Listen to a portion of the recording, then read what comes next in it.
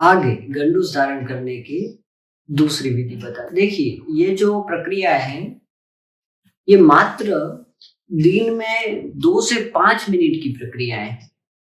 इसमें ज्यादा समय लगने वाला नहीं है।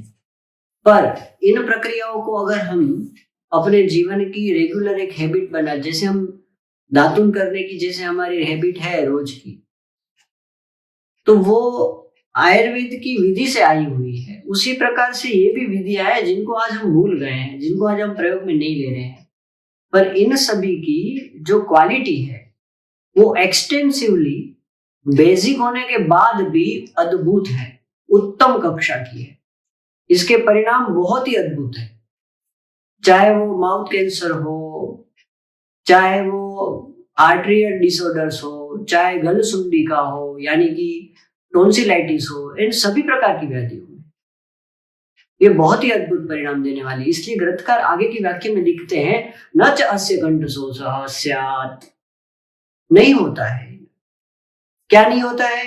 पुनः पुनः जिनको कंठ में शुष्कता आती है, एक्सेसिव थ्रस्ट निर्माण होती है, जिसको गला सूख जाता है, ऐसे व्यक्ति ने प्राय अगर गंडूस का अभ्यास करेंगे तो उनको कोई औषध लेने की आवश्यकता नहीं है। मात्र एक विधि से इनके कंठ शोष नष्ट होते हैं और कंठ बलवान होता है।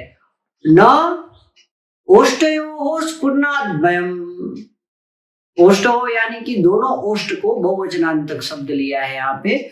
ओष्टयो भयम यानी कि ओष्ट को फटने का, बार बार जिनके ओठ फट जाते हैं रुक्षता के कारण, इनका बल बढ़ जाता है, इसका भय नहीं रहता है, स्फुटन होने का भय नहीं रहता है ओठों का, ओष्ट का।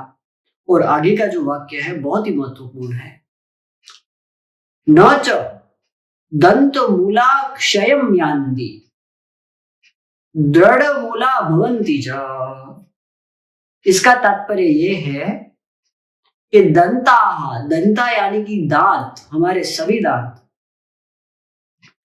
ये क्षय नहीं होते, यानी कि ये गिरते नहीं है कम आयु में। जैसे आज 55 साल, 52 साल, 53 साल की आयु में लोगों के दांत गिरने जो लग जाते हैं, तो ये दांत की लॉन्गेविटी के लिए बहुत ही अद्भुत प्रयोग है और प्रत्येक व्यक्ति ने इसका प्रयोग करना चाहिए।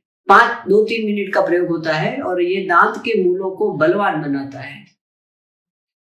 और दूसरा वो बताते हैं दंत के जो मूल है इसका बल बढ़ जाता है, यानी कि दंत के जो मांस है, पेड़े हैं, उसकी साथ उसका जो कनेक्शन है वो बलवान होता जाता है और दृढ़ मूल हो जाते हैं इसके।